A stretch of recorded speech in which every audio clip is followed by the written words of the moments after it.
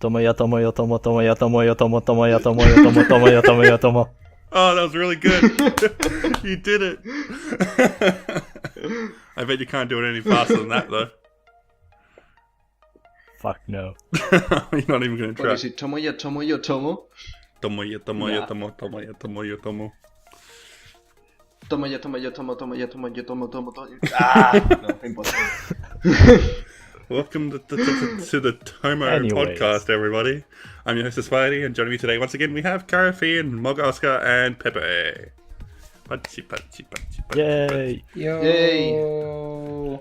And here we are with the best arc of the game so far, at least. Tomo's arc. I can agree with It's that. been kind of rejuvenating Yeah. to me because Best arc so far. the first two arcs were very baseline. Like there wasn't anything that really made them stand out to me. But this arc kind of blew me away. I feel like this might be one of my favorite arcs in Key's history, to be honest. It takes the best of stuff Really? like Shiori's route and stuff like Kotomi's route and it's got the whole it feels very distance from the rest of the story because of how it takes place in this enclosed environment, which is really cool for atmosphere building and it's just really good. I'm going to spend a whole podcast talking about why it's good, but yeah, I really liked it. Then. What do you guys think of the arc? I thought it was pretty good. I mean, it's definitely not like the previous arc where it didn't have much special things going on for it. There were definitely things I liked. There were also things that I didn't like too much. All in all, I thought it was a solid route. I gave it a 5, so that should already tell you how I think of the arc, but I really, really like it. It hits all the good, I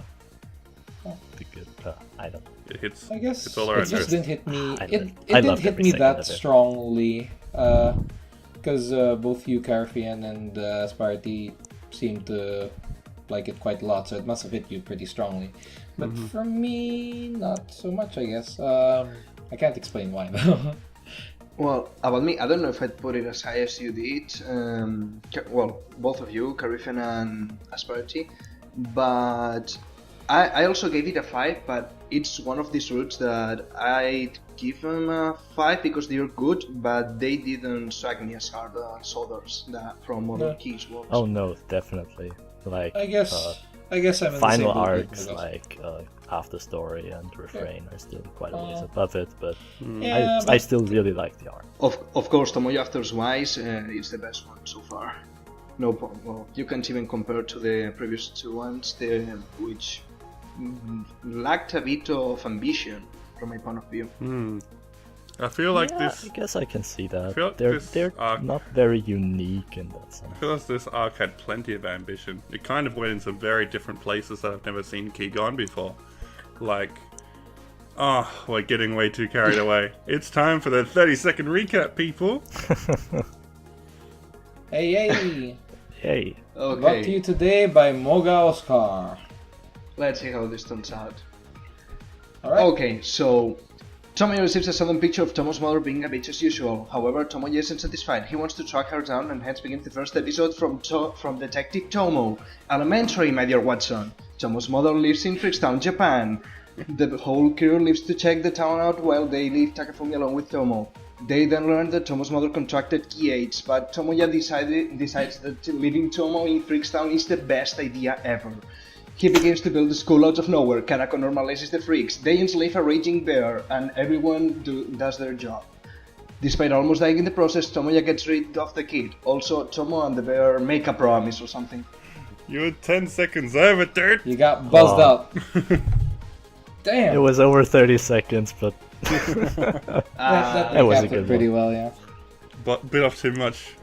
Bit off too What much was that you it, could 40, chew. perhaps? Is that 40 seconds? But that No. that was really good though. Kudos. Yeah, that's one thing I keep seeing brought up is that people don't like that Yuko's illness wasn't named. And I think that's stupid. Quite bluntly. Yeah. Like, that's such a weird thing to get hung up about. Because like we've stated, it's an incurable illness. Knowing its name will not add anything to the story. It's just like, if anything, adding a name to something, it invites the possibility that it can be cured. Once you can identify it, then you can break down the steps taken to resolve that. But that's not what it's trying to accomplish here. It's just, yeah, like, I don't think not having the name, like, takes away any realism. It's just a choice they made. And I feel like even keeping it unknown, like, kind of makes it more intimidating in a way.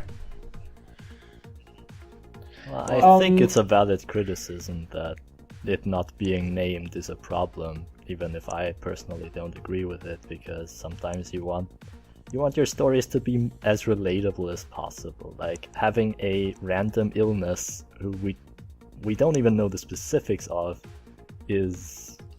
I don't know how many people can actually relate to it. I don't think it's a problem with relating to the story itself. I think it's more about giving more profundity to the whole atmosphere to build up the story, because it's true that maybe adding a name won't add a lot, but it won't also subtract anything from what already is. No, so it can. if it's something incurable, you might as well name it as something incurable. What do you mean?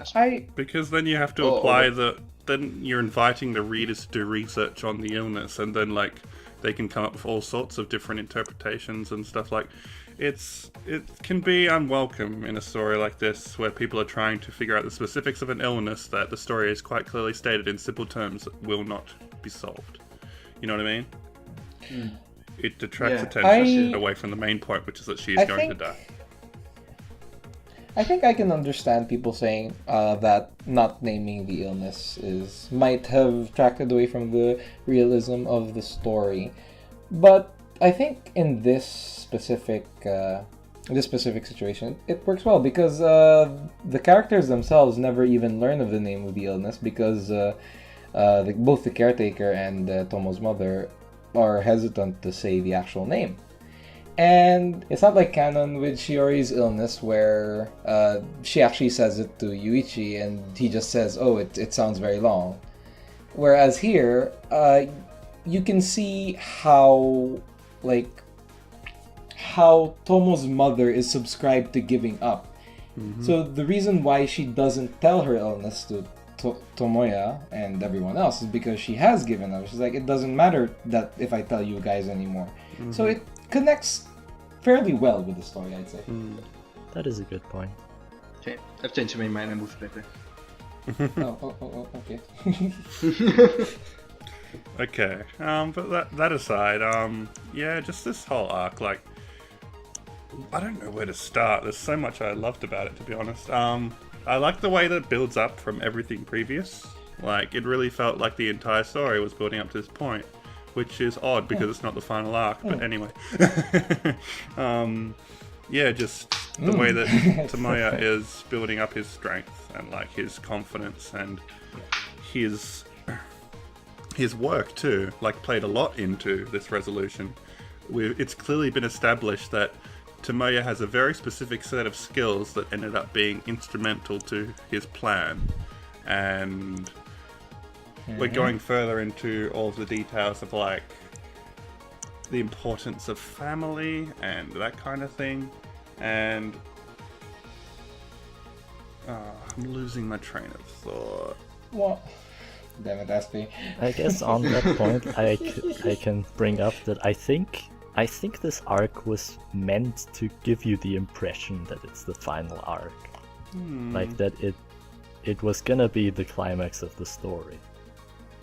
And everything that we've previously built up is relevant. I think that's what they were going for. Because, well, there is not really much anything setting up for a continuation of the story at this point. Yeah, I mean, like, I was someone totally who's just getting into the game is not gonna know that the story goes on. My thought playing this was like, oh, so Takefumi's gonna become the teacher. That made the most sense to me. What? Why did you think that? Because that's the whole point at the end of the arc. It's like There's typing. Yeah, the typing part. And Takafumi will become the teacher. I thought turns out he doesn't. no one. Yeah. I Okay. thought there was going to be no teacher in the end. I definitely did not get that vibe, despite typing at the end. Well, that's what I thought, and I was wrong. Personal interpretation. That would have tied in Okay. very nicely. All right. But yeah, It would be pretty Oh. interesting, yeah.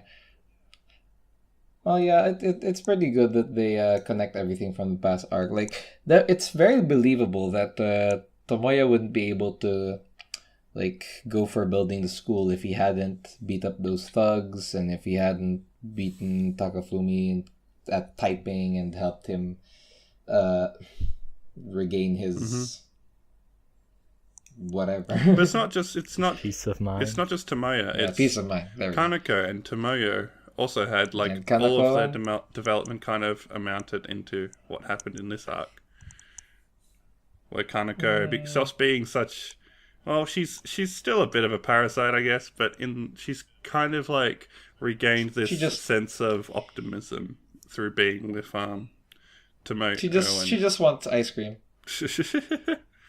Yeah, and Everyone yeah. likes having her around. yeah, and Tomoyo. Yeah. Tomoyo actually is. All right, Tomoyo. She has like her own sort of little arc in this story, where she actually she does. she has an argument with Tomoyo, which is so Yes, she amazing does. to me. Like, I feel like this doesn't happen nearly enough in key stories where characters actually argue and have differences of Yeah. opinion, and that's a thing. Like, that shouldn't be as rare as it is.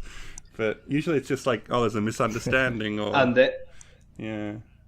But this is this leads up to how Tomoyo overcomes this, having to cope with others' opinions when they differ from hers. Yep. yeah, and that's like. And I am so glad that they brought this up, because this was one of my biggest gripes with Tomoyo in her route in Clanad. Yeah. She in her route back in Clanad, she simply subscribed to the fact that there's nothing wrong with what I'm doing, like despite everything she was doing, interfering with her student council responsibility, she herself did not realize that she was in the wrong. And it's happening again. Her headstrong personality is telling her that, we shouldn't let Tomo go back to her mother. And she eventually realizes what should be done, what is right, and she realizes that, hey, sometimes you're actually wrong, and you should look at things from another side of the coin. You know? It's such a big deal, isn't it? I personally disagree a bit, because I don't think she's really that headstrong in this arc. She does accept that Tomoya has a different opinion, and she doesn't try to force her own. Oh, yes, she does. She's like very keen to Yes, get out she of the does. town and just get Tomo. I'll get back to Tomo. Yeah. She's like, She's keen to get out of the town, but we should she get doesn't out of the town. stand in Tomoya's way directly. She does at one point. If She tries to Tomoya is weak convince enough. him.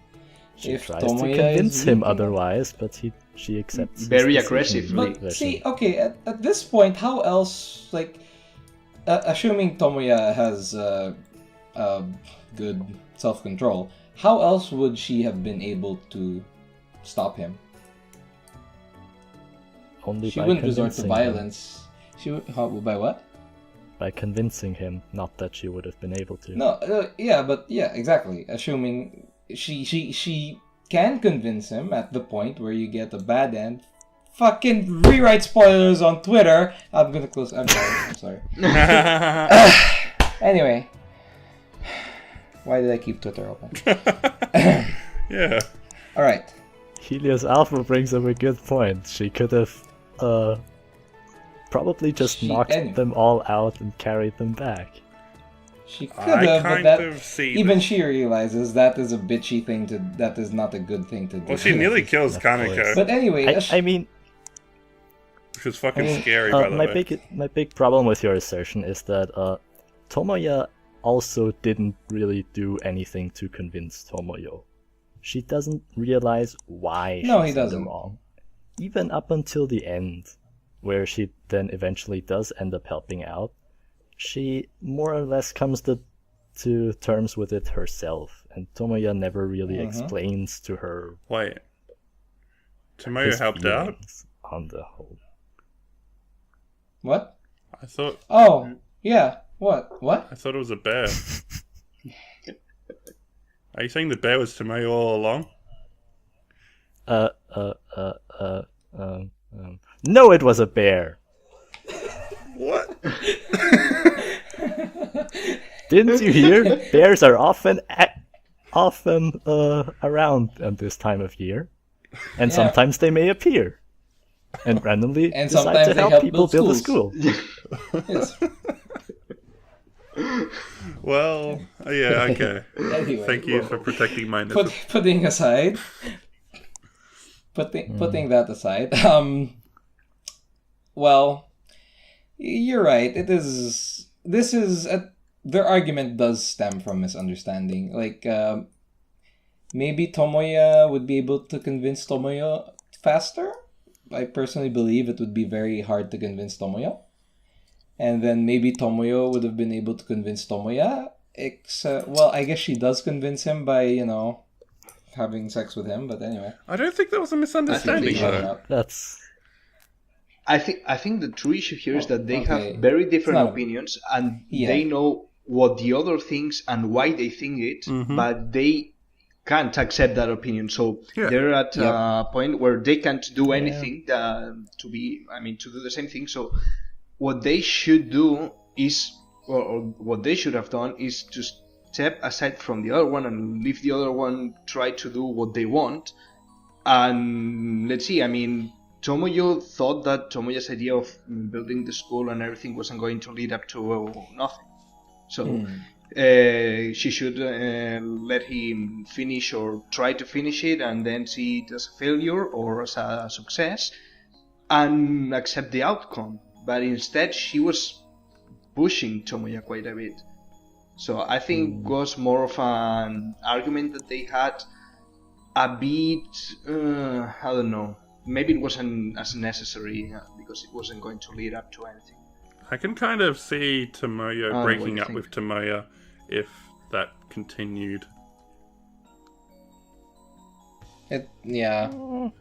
I don't think so. The I problem don't was think going so to be either. solved at some point, and they would all return home, either with Tomo or without Tomo. But Yeah. that's it. Eventually, like, even if like Tomoyo doesn't accept Tomoya's like idea, I think she'd eventually start talking to him again, and they'll just be swept under the rug, maybe. yeah. I think they love each other too much to break up over that. Yeah.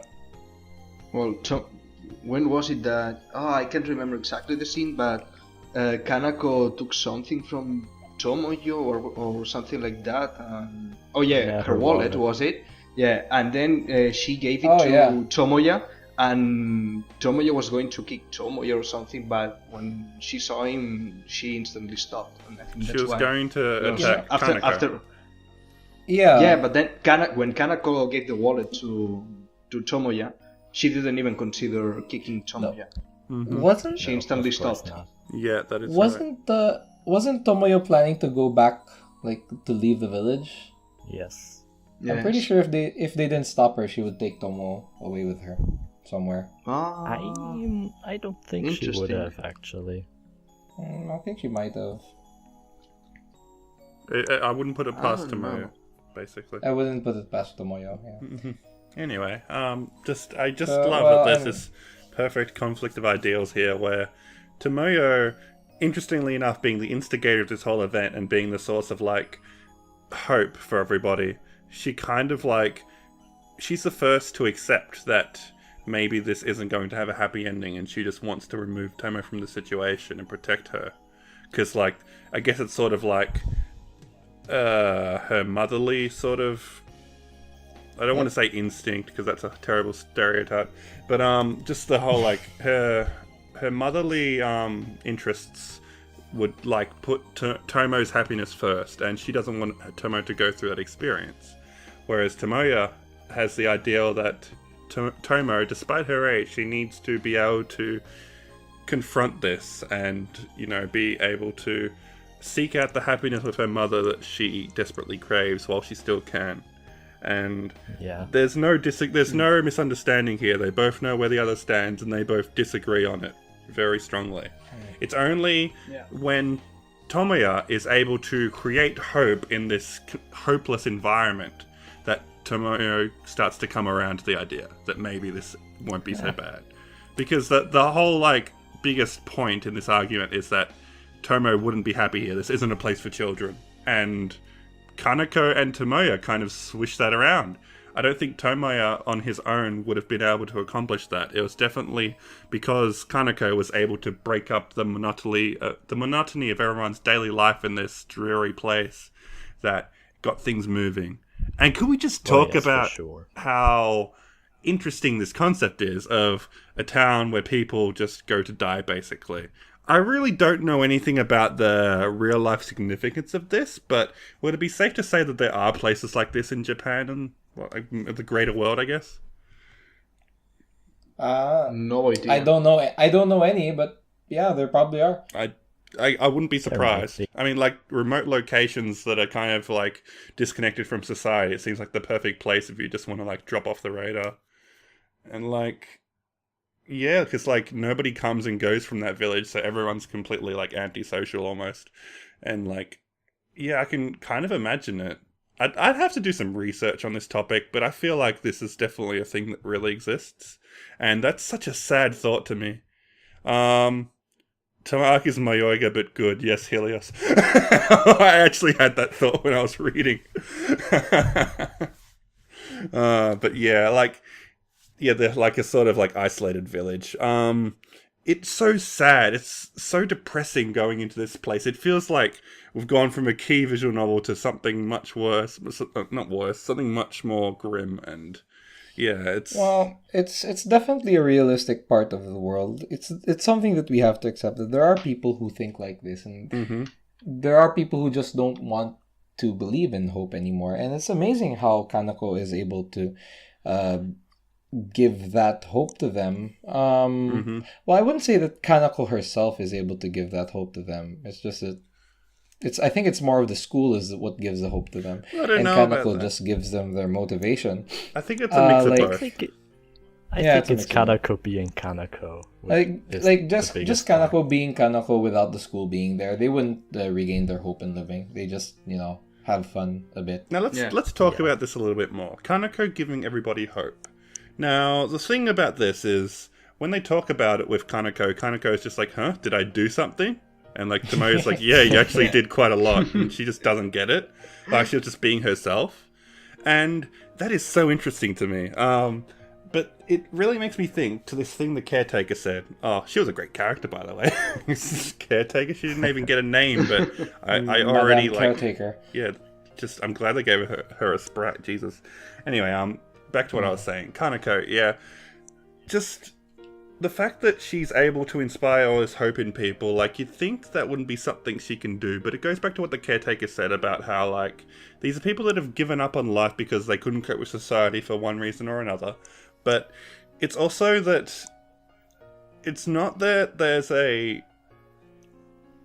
It's what did they say? It was something to do with, how breaking up the boredom of everyday life is enough to give people something to be happy about.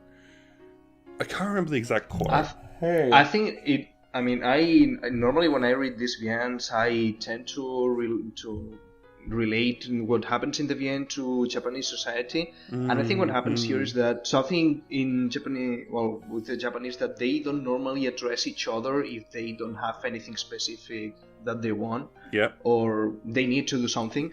So here, people objection. Yeah, That's only in Tokyo. Okay. And big city. Well, this is still close to Tokyo, we'd assume. I don't know. Anyway, I'll suppose.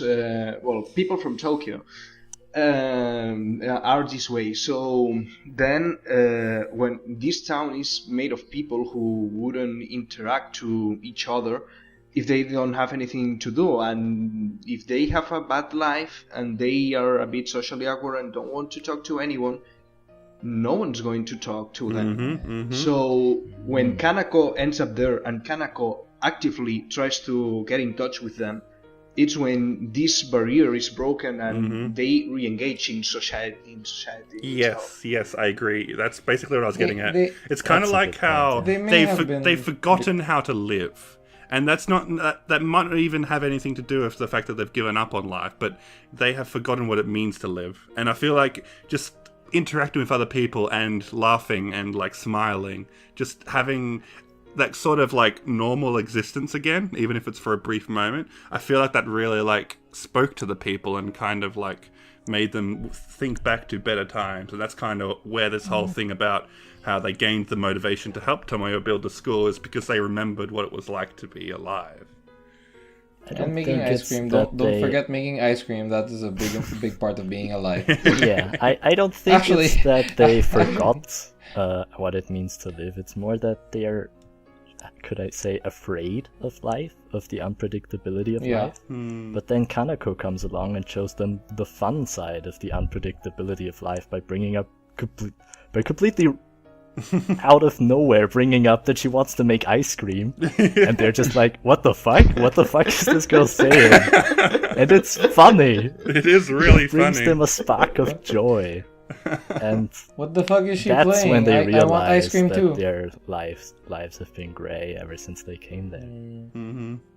Yeah. It's hard to really peg like what gives them motivation, like how Kanako gives them motivation. Like I myself have just made my own theory where like, oh, because she needs someone to make her ice cream, she's giving them a purpose, which is making ice cream and then making the school.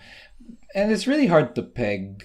I think maybe these motivations, like all of our theories, none of them work for every single person. I think like my theory works for one person in the village, Aspy's Mogaoscar's theory works for another, Karifean's works for another. And it's just interesting how it ends up working in the end. Mm-hmm. I mean, that's not the point. That's definitely not the point of this arc. But it's also believable. I think it's believable. I think it's a big And point. people who say it's not believable is, well, I don't get why they'd say it's not believable. I think it's believable. You just need to look at stuff like go to an old folks' home and like you just bring like a young person, then they're the center of attention and like they can really like build up the mood. Just think back to Kamari's route, you know? Yeah, that's what I was going to say. Yeah. Yeah, you know, that kind of thing. Everyone singing, playing games. Yeah. Because someone young's there. Yeah. It's very similar. And I feel like this is something that isn't too far-fetched. Like, these aren't people that want to destroy the world or anything. They're just people that are, you know, they've had a hard life and they're trying to just deal with that in their own way. Yep. They're not antagonistic or anything, like Kanako first suspected when they entered the village. Or do you want me to avoid I any think kind of... At this point, I need to bring up how Tomoyo at first has like this completely bad image of Tomo's mom. Yeah. She thinks that her abandoning Tomo was just selfish, and she doesn't even think to question that up until Yuko just outright states, "Yeah, I'm gonna die." Yeah. And then she's on the complete opposite end of the spectrum. Yeah. And she's like, oh, holy shit, well now. She's not one to question her assumptions much. Yeah. Fucking... Which She's doesn't also, help with in the a way, she's argument. also headstrong. That has to do with Tomoyo being a bit unstable. We've got to mention, Kanako is the one that mentioned building a school in the first place.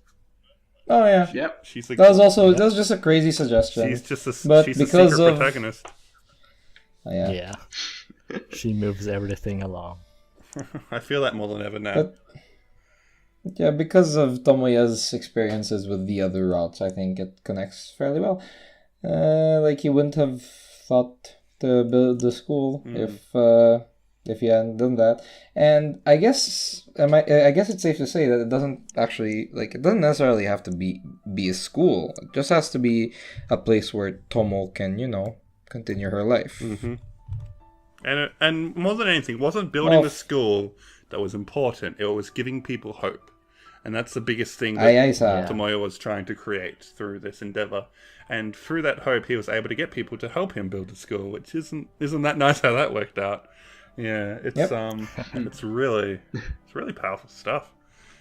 It's everything that happens in this route is well connected, and it's also well connected to the rest of the story, like, which makes it very solid. Like, people say that the whole building the school thing was like all too unrealistic, and like, you can't do that. That's silly. But then it's like, we had this whole point of Tomoyo has spent this entire game doing otherwise impossible things, and it's overcoming those barriers which we call impossibility to, as Shia LaBeouf would put it, just do it. I mean, to be honest, it's not that hard to build a school, especially since they have a building already. Yeah. You just have to clean it up, make sure everything's working. Tomoyo has experience in electronics because of his job and other mechanics. Mm-hmm. I'm sure even if the villagers didn't help him, he would have finished it sooner or later. But later rather than sooner. Yeah. Well, yeah. The fact that he has a job to go back to is the biggest obstacle there. Well, another real MVP, Tomoyo's boss, who gave him that extended leave. Oh yeah. Yeah, that was great. Did he even He's ask? just like, He's a cool oh, boss. He didn't, right? well, I guess this is very important to you, so go ahead, no problem. Yeah. Yeah. He's a cool guy. They said at I think it was at the beginning or maybe the prologue, that both Bose and Tomoya were quite alike, and they knew each other pretty well because they were more or less like themselves. Mm-hmm. So maybe he understands the position he was in. Yeah, I think like Tomoya has more than proved himself to his boss, and it's just like sort of an acknowledgement of that. So it's really nice.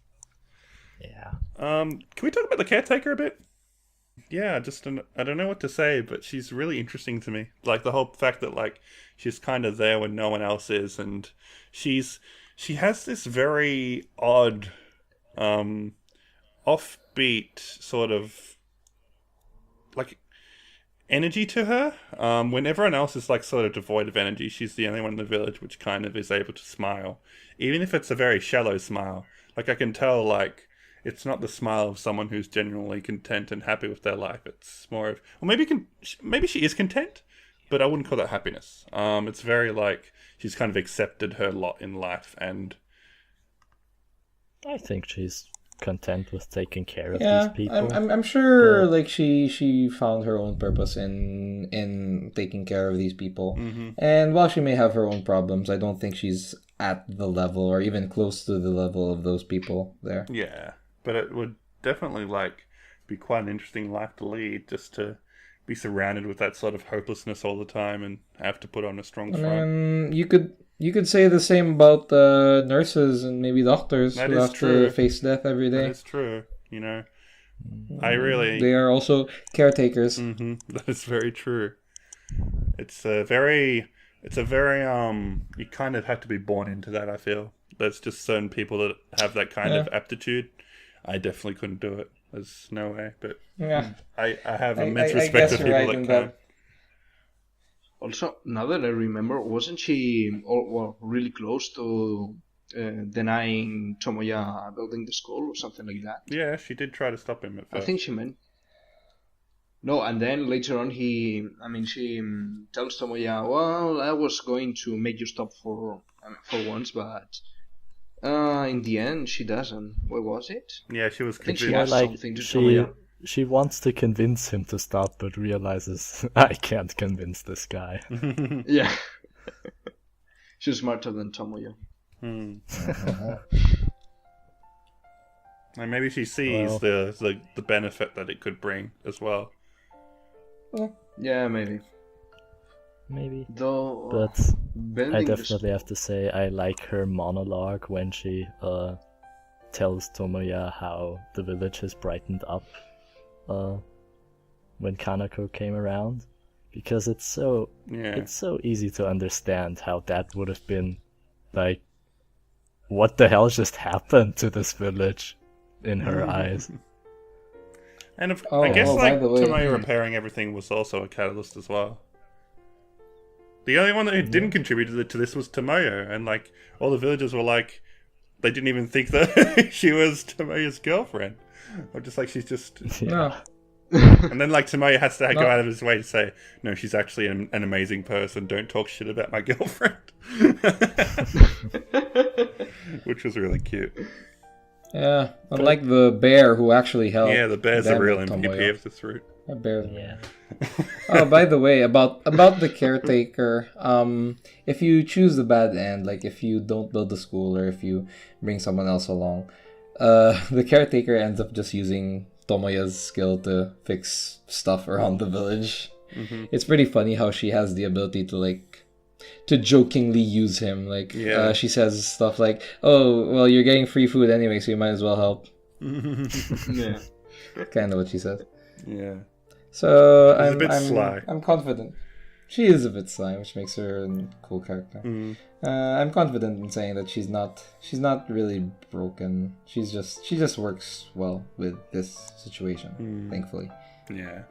So one thing I wanted to bring up was Tomoya had his own little character moment in this route, which is when he realizes that he can now accept his dad as he is now.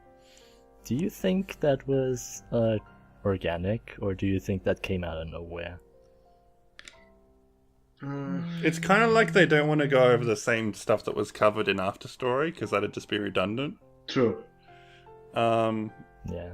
I feel like it's believable that this development could have happened off screen, but it's also surprising. I don't know, like, because it took so much for him to reach that point with Nagisa in After Story. But here it's more like it kind of happened as a result of his own struggles with Tomo. And like, I guess he came to realize the value of family and how like family isn't this perfect thing, that it can be like broken, but there can still be beauty in it, sort of idea. And I feel like he might have even seen some of his dad in Yuko as well, which would have helped. I'm sure that Tomoya... Everyone was trying to talk at once. Oh. Okay, yeah. Okay. Pepe, you go. I think... Okay. I think that Tomoya, as long as he experiences working with children, well, this time working with Tomo, and then in After Story being with Ushio, even in the... Am I allowed to talk about After Story spoilers? I guess. I don't think so. Yes, you are. Yes. I'll permit it. Okay.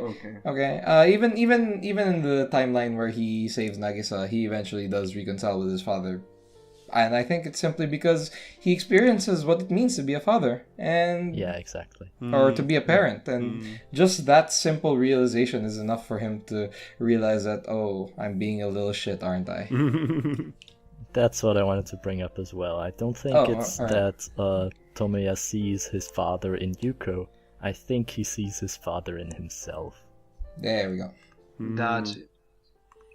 But even then, I don't feel it's something really important. I mean, it's more of a flash thought that he had at a given time, and I don't think it left a mark. So as time progresses, I don't know if he'll remember about that thought, or when he has to confront his dad, or rather than confront, try to visit him or whatever.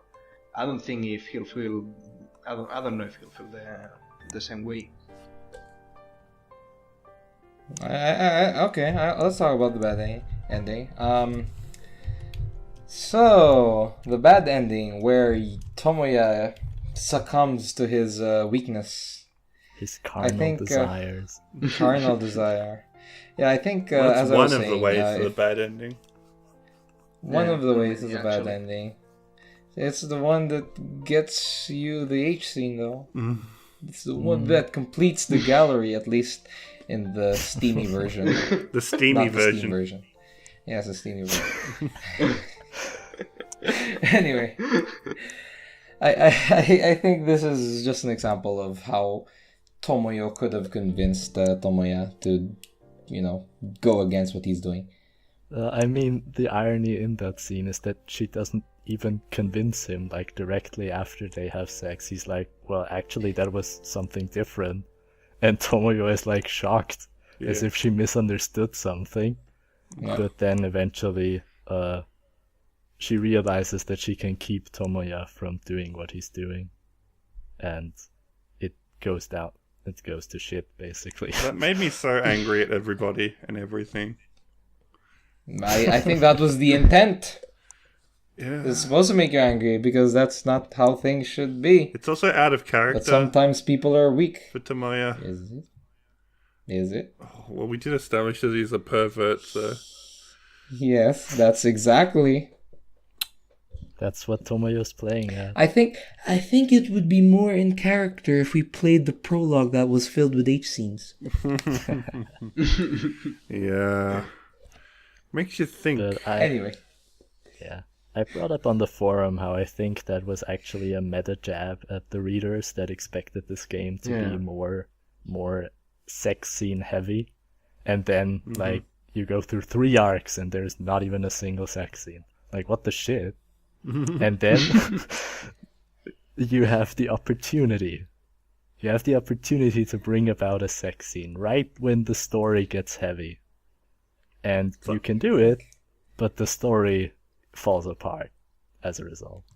I think this is Key's way of just saying, "Oh, you guys want sex scenes, eh? All right." Yeah, I think this is like Here's someone your from... Don't sex scene. expect a story. Take it and eat it too. I can see this like Baba just coming up to Maeda and being like, "Hey, you know, Clannad, we want a sex version," and he just like draws a very deep sigh, and he's like, "Okay," and this is what happened.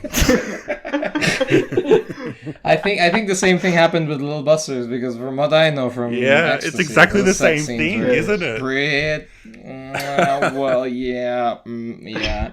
Well, Oh wow, I'm convinced now. Like at first I thought it might have been a coincidence, but now I'm convinced. Like No. Maeda, he's fucking with the readers. That's actually like that's the best way to use H scenes in my opinion. It actually adds a lot to the story when you like actually feel genuine remorse for taking things off the rails like that, just for the sake of getting them sex scenes. It's like you ruined everything, Tomo. Good job. I think it's pretty clever. There's an exception to that though. One game. Oh, yes. One game? Oh, wait, what are you talking about? Gyuto. Oh, Never mind. Well, God. like, Yeah. what about, like, Canon and Air are a little bit different. Yeah. Yeah. Well, anyway, let's not turn this into an H scene discussion. Yeah. Yeah, please. We have a forum topic for I that. feel like at least for Maeda, I think this is very indicative of his tastes. I guess I'd agree with you, yeah. Yeah. I'm sorry, Helios. I gave you bad memories. Poor guy's traumatized now. Anyway, continuing on. So, did you want to talk more about the bad ending, or? Well, not in particular. Just that I can, like, it's very sad, but I can also kind of accept, like, if you take out the sex part, I can kind of accept what happened. It's just like, you know, they're going to continue living with Tomo, and like they'll probably find a happiness through that. You know, it's not the worst ending in the world. Yeah. It's just a little bit. It's actually good. Yeah. I mean, Yeah. what's the bad part It's of it's that? good in a way, but there are also the slightly darker sides to it. Like, yes, they will probably find a happiness, but succumbing to their weakness here kind of also saps their willpower when it comes to other things, because we can see this in Tomoyo giving up school. Like, she just like, school, I don't need that anymore. And that to me was kind of hard to see, because she went through all the trouble of staying in school so she could be with Tomoya back in the Clannad arc, and then she just gives it up. But I guess see- everyone can. Oh yeah, go. What I see is that even though people are not going to be perfect, there's not going to be all the character development. Even then, if they are happy, that's what counts, regardless of whatever Yes, else but- comes with it. But they're happy, but they could be happier. Which is No, going back to what it's- we said last time. It's happy. Everyone knows it's happy, but you can see it's wrong, right? Yeah, we don't get closure. I think nobody. I I think think nobody. I think the would shitty say music that kind that of is wrong. drills it in that you made a bad choice. Yeah. If it was happy music, it would be Think- completely different. Exactly. I don't agree, but okay. No, seriously. No, Like, I'll you change the soundtrack don't of that get ending, and it'll be like a good ending. You don't get credits. You don't get a voiced version. You don't get anything. I mean, No, let's say assuming you put happy BGMs and then you put a credit sequence after that bad ending, would it still be bad? Yeah. I'd still feel bad. I'd still definitely would feel too. bad because I would call that a shit route. Yeah, probably. I wouldn't, because I mean, if I was Tomoya, I would say screw it. Let's take Tomo home. I mean, Yeah. that's the way I All do right. it. So for Okay. me, that's a good ending. That brings up an actual discussion point that I wanted to bring up and I almost forgot to bring up. Was it right? Was Tomoya... Well, we know that Tomoya was right in thinking that Tomo should go back to her mother. But if you were in his shoes, would you think the same way? I don't think I would. Would you think that Tomo should go back to her mom? I don't think And I if would. you do, why? When I was first reading I that, I think was I like, would, but I wouldn't have the willpower to go through with it. yeah, like when I was reading it, I was actually siding with Tomoyo, and I was like, I think you're being a little bit crazy here, Tomoyo. Like, isn't it unreasonable to want to send Tomo to this like such depressing place? But he proved me wrong by the end, and if I was in his shoes, I probably would have made the bad choice, I guess. The bad choice meaning having sex with Tomoyo? No. It would have mean not building the school in Don't the deny first it, place. Aspie. Alright. That's how I Yeah. got the bad ending first. I just didn't Oh, build the okay. school. Peace. Okay, what I about think- you I mean, guys? I also think that she should stay with her mother, but just I don't think she should stay in that town in those circumstances, regardless of the school. And even the thing with the school, I would have discarded it because it's not building the school. The issues come later. I mean, there's regulations they have to pass. They need a proper teacher. She's gonna need friends of her age too. It's many things. It's not just making a building. I think that doesn't cover up the problem here. So you think it wasn't a good ending? I mean, I think it's a relatively good ending because, well, after all, Tomo is happy, so yeah, let's go with it. But I don't think she should stay there. I don't think it would be good for her on the long term. Like, relation-wise with her mother, totally, but for the rest, no. I think That's it's valid. fine to live that way. That's a valid opinion. I mean, like, it also, we don't know how long it's going to be for. For all we know, she could only have like 12 months left to live. And in that case, it would probably go back to either Tomoyo's family or Tomoya and Tomoyo taking care of her again, if they can obtain custody. I think regardless of like how long Tomo's mom has to live, being an idealistic person, I think in Tomoyo's shoes, I would think the same way. I would think that it's the right thing for Tomo to go back to her mom. And I it's agree. not simply because they're family, but I have multiple reasons for thinking it's the right thing. Reason number one is because I believe that's what Tomo wants. Simply just basing on her reactions to her mom. Like whenever she meets her mom. I'm convinced that that's what Tomo wants, and I shouldn't bring Tomo away from her own happiness. She may be a child and she may not know what's right and what's wrong, but that's what makes her happy. And second, I also think that it's wrong for Tomo's mother to just simply throw her child away. So I think that Tomo's mother should take that effort to, spend her last days with her child. And lastly, I also think it's wrong for Tomoya and Tomoyo to keep that child because they're not at the point in life where they're ready to raise a child. Yes. This is something that they just accepted on a whim, and it's not a very ideally children are something that is planned, so that's not something they planned. And I really like how they drew attention to the fact that Tomoyo is being selfish about this. And there is a part of Tomoyo in there which just wants to keep Tomo. and she can't deny Yeah. that. And that's Yeah. that's like I'm Yeah. really glad that they drew attention to that, because I that's mean- it's such a psychological issue of like Her the sort of idea of this idolization of parental love, but then thinking maybe there is a certain aspect of selfishness to that, and I just want to be with the object of my affection. You know what I mean? yeah. Which is really cool. Although- That's surely a part of It it. is. She's hiding it behind the excuse of I don't want Tomo to be No, sad. it's I not just an want her to be excuse. happy. She does also genuinely feel that it might not be best for Tomo to Well, stay yeah, with her mother. yeah. I'm that's not also true. denying that. I'm just saying that there's Selfishness more to is it. just a part of the equation, is what I Mhm. wanted to say. Yes. And I think Okay. don't yeah, think sure, anybody's disagreeing on that either. True. No.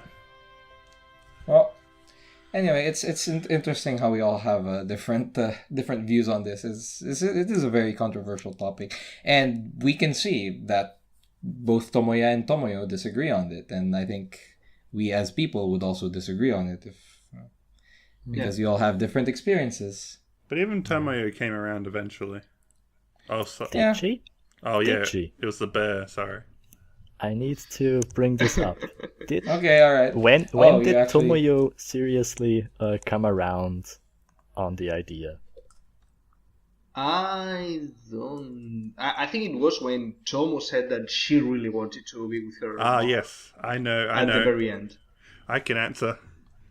It's when Tomoyo hit his head and nearly died, which is very interesting parallel to Takafumi in Tomoyo's route, where just when you realize something's nearly gone, you suddenly start to treasure it a bit more, and just like, I don't know, like it's kind of a weird thing that her opinion would be swayed by something like that, but it also kind of makes sense. Like when you're driven into that situation, you kind of start to your thinking can change a bit. It's like a shock to the system. I don't agree, really. I mean, fuck she you then. points it out herself. At that point, she's just like, well, all I can really think about right now is you, Tomoya. And she leaves the matter behind for the time being. And I think the reason she helps out eventually is because For everything to end. she wants to help Tomoya more than anything. Because she realizes that Tomoya is just that precious to her, and if he says it, she wants to support it.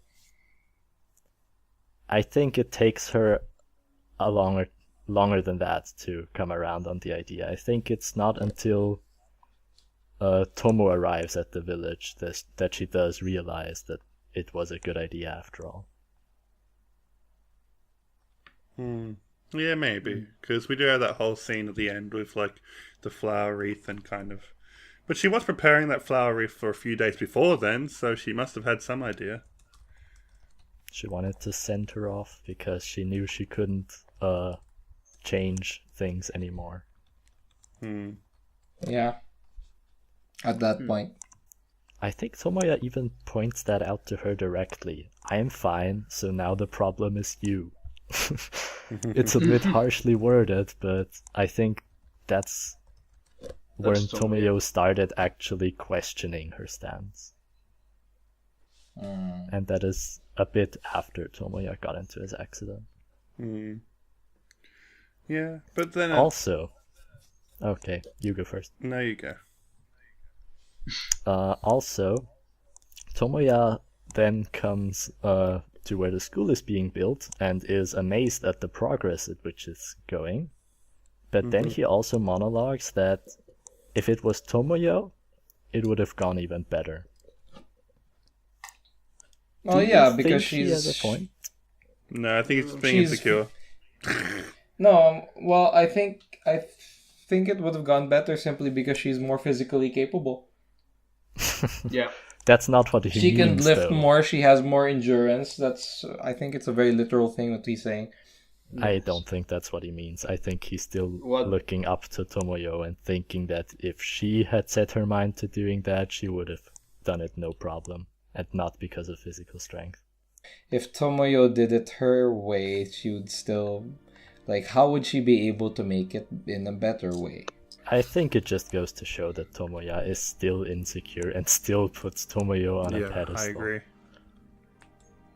I'm with Pepe. I don't think it has any meaning behind. I don't think Tomoya still looks up to Tomoyo as much as he did before. Let's talk about the scene at the very end where Tomo and Tomoyo make a promise that they will become stronger. Yeah, that was really good. That was beautiful. Like, even though Tomo is such a young character, I still feel like she felt like a real person more than ever in this one scene where she very clearly has her own views and her own interests of being with her mother. And it's great that Tomoyo has this like sort of idea that Tomo's still hurting even now and that pain won't go away until she's able to be with her mother. And we really do feel that here, where she's like so desperate to get back with her mother, even despite everything. And it's just that way that Tomoyo poses the question to her and she has to seriously consider it for a second and she still decides to go and be with her mother. That's such a touching scene. Yeah. Powerful. It's a better word. Karifean, you brought up the scene, you didn't say anything about it. Yeah.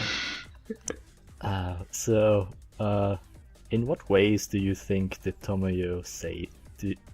What do you think Tomoyo meant by that when she said we both need to become stronger?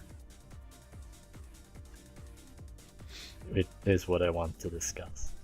Well, I think it's obvious enough in Tomo's case. Could you repeat your question? Sorry.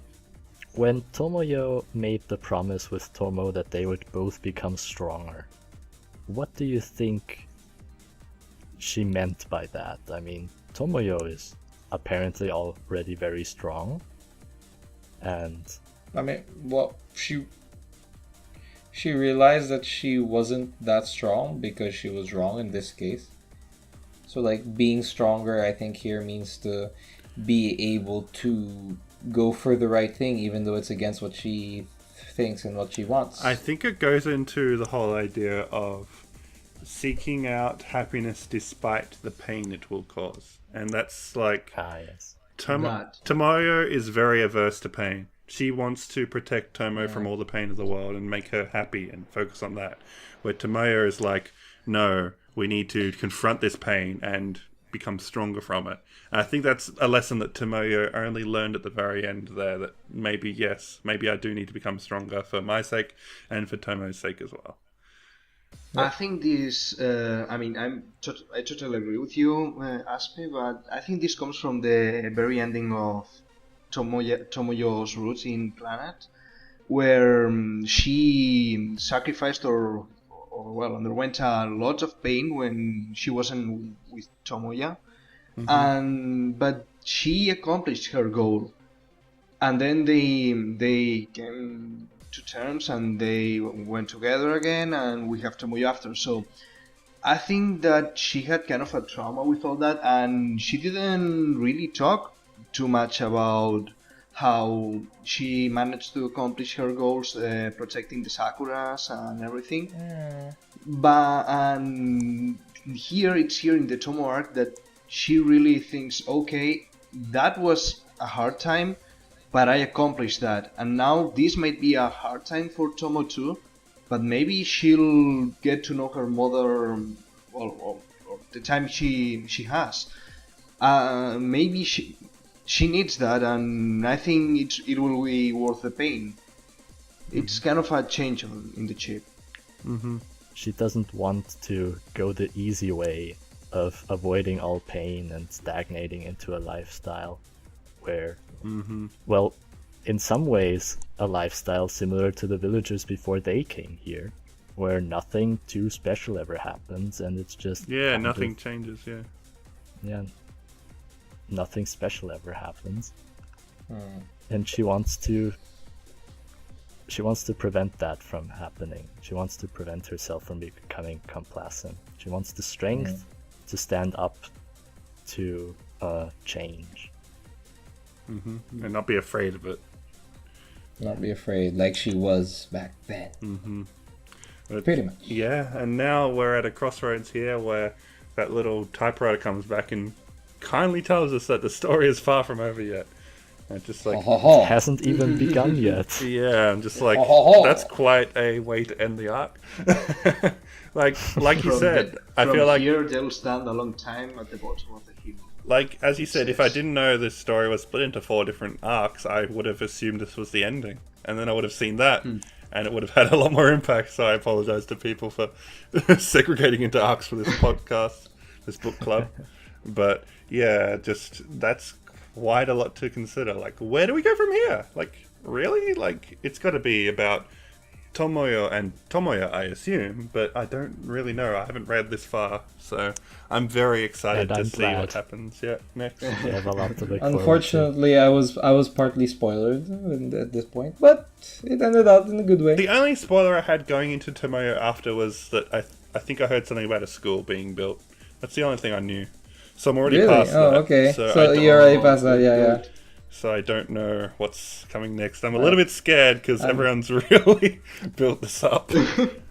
Coming up it's- is my favorite part of Tomoyo After, and quite possibly my favorite ending arc. Well, okay, there's Refrain, but one of my very favorite ending arcs of any visual novel. Yeah. Well, I'm very excited then. I hope I enjoyed it as much as you do then, Karifean. Yeah, you I are. hope so as well. Aspie is the only Tomoyo after the only after arc virgin now. Yeah, I've been making sure not to read it. I hope. I hope you That's enjoy cool. your first time, Aspie. How lewd. It may hurt the first time, but it It won't. may hurt the first time, Jesus. but it will be gentle. Karifean son itchy. Alright, with that said, I'm going to close this podcast. Shout outs to our forum members October Pumpkin, Dungo Daikazuku, Aizen Kobu, Sonic112 2003, Cloud668, notable for being translator of this part of the game, or at least part of it. It was really good to get him on the forum, especially, and Mogaoscar, of course. So thank you everybody for your forum discussion. It's been like a quiet book club, very low key, but I feel like the discussion we have had has been very worthwhile. So I really appreciate that.